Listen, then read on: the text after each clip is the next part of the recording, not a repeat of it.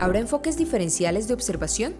Para las elecciones de 2022 y 2023, la MOE decidió incluir unos enfoques diferenciales que renuevan y mejoran el proceso de observación.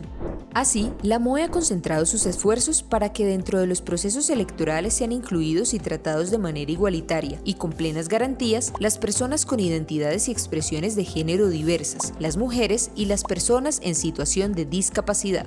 Y los observadores electorales deben estar atentos e identificar las barreras al ejercicio del derecho al voto de cada una de estas poblaciones.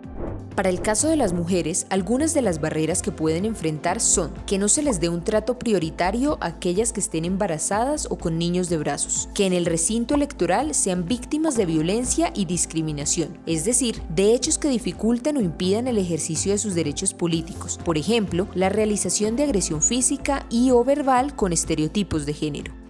Frente a delitos electorales como el constreñimiento al sufragante o la corrupción al sufragante, es importante identificar si las mujeres son constreñidas y si pretenden comprar su voto buscando aprovecharse de una posición de vulnerabilidad en la que se encuentran.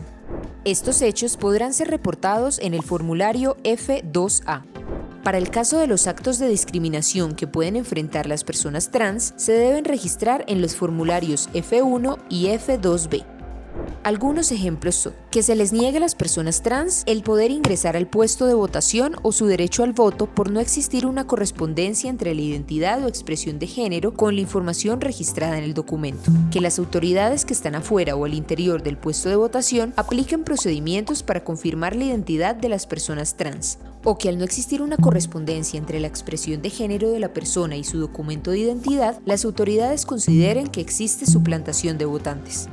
Y para el caso de las personas en situación de discapacidad, algunas de las barreras que pueden enfrentar durante el día electoral son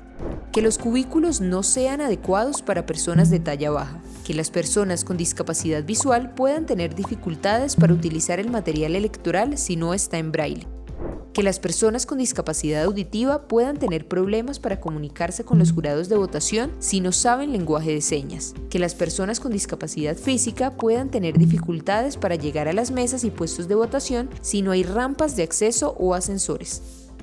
Gracias por vincularse como observadores de la misión de observación electoral. Si quieren ampliar en los aspectos que abarca la observación electoral, recuerden que pueden consultar la cartilla Día Electoral, Guía para Observación Electoral de sexta edición. Con su labor suman voces al servicio de la democracia.